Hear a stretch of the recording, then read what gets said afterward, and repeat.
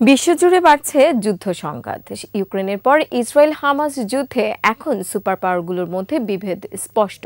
সরাসরি একে অন্যের সঙ্গে যুদ্ধে না জড়ালেও তাদের মদদ, অর্থ ও অস্ত্র সহায়তায় বিভিন্ন দেশে চলছে সংঘাত। বিভিন্ন সংস্থার তথ্য মতে 234টি দেশের মধ্যে 168 দেশে কোনো না কোনো যুদ্ধ বা সংঘাত চলছে।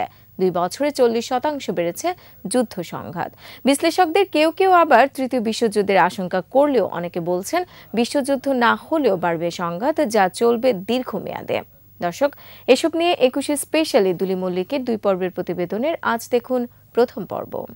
ওয়ালটন এয়ার কন্ডিশনার এক্সচেঞ্জ অফারে স্প্লিট এসিতে 23,000 টাকা পর্যন্ত নিশ্চিত ছাড়।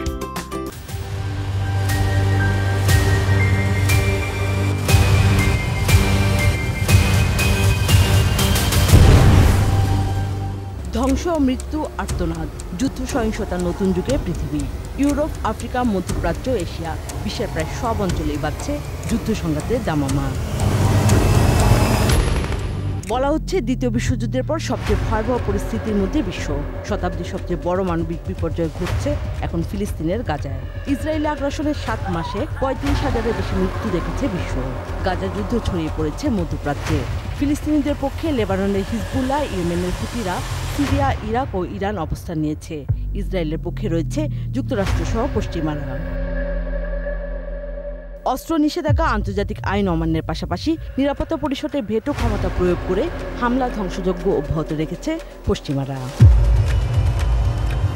ইউরোপে সংকটের শুরু 2022 সালের ফেব্রুয়ারিতে। পশ্চিমা সামরিক জোট ন্যাটোর সম্প্রসারণ ঠেকাতে ইউক্রেনে হামলা চালায় রাশিয়া। 2 বছর ধরে এই যুদ্ধে ইউক্রেনকে অস্ত্র ও অর্থ সহায়তা দিয়ে যাচ্ছে যুক্তরাষ্ট্র সহ ন্যাটোভুক্ত দেশগুলো। রাশিয়ার সঙ্গে রয়েছে উত্তর কোরিয়া, ইরান, চীন। দুপক্ষেই বাড়ছে পারমাণবিক অস্ত্র প্রয়োগের ঝুঁকি। সংঘাত চলছে আফ্রিকায়। স্টকহোম ইন্টারন্যাশনাল পিস রিসার্চ ইনস্টিটিউটের তথ্যমতে আফ্রিকায় অন্তত 35টি সংঘাত চলছে। এছাড়া কোরীয় উপদ্বীপ, তাইওয়ান, দক্ষিণ চীন সাগর ও ইন্দো প্যাসিফিক অঞ্চলে চীনের বিপরীতে আধিপত্য প্রতিষ্ঠায় মরিয়া যুক্তরাষ্ট্র ও তার মিত্ররা। বিভিন্ন সংস্থার তথ্য মতে বিশ্বে এখন প্রতি 6 জন মানুষের মধ্যে অন্তত একজন যুদ্ধ সংঘাতের মধ্যে বসবাস করছে। 1 বছরে 79টি দেশে বেড়েছে সংঘাতের মাত্রা। ভূ রাজনৈতিক প্রতিযোগিতার জেরে নিজ দেশের সীমান্তের বাইরে এখন সংঘাতে যুক্ত 90টি দেশ। এমন পরিস্থিতিতে তৃতীয় বিশ্বযুদ্ধের সম্ভাবনা নিয়ে প্রশ্ন ওঠে। আমরা এখন যুদ্ধ ও আগ্রাসনের নতুন এক যুগে প্রবেশ করেছি।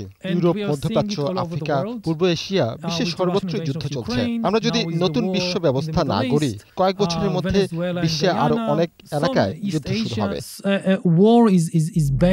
ইসরায়েল ইস্যুতে যুক্তরাষ্ট্রের দ্বৈত নীতি সংঘাত দীর্ঘ করছে বলে মনে করেন অনেকে। যুক্তরাষ্ট্র একদিকে আঞ্চলিক যুদ্ধ বন্ধের কথা বলছে, অন্যদিকে ইসরায়েলকে অস্ত্র দিচ্ছে। আমার মনে হয় পর্যাপ্ত সক্ষমতা থাকা সত্ত্বেও বাইডেন প্রশাসন কিছুই করছে না।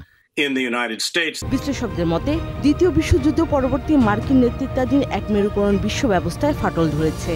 বিশ্বে এখন বহু মেরুকরণ ব্যবস্থা স্পষ্ট। যুদ্ধ সংঘাত বন্ধে জাতিসংঘের মতো আন্তর্জাতিক সংস্থাগুলোর সংস্কার জরুরি বলে মত তাদের। দুলি মল্লিক, 21 টেলিভিশন।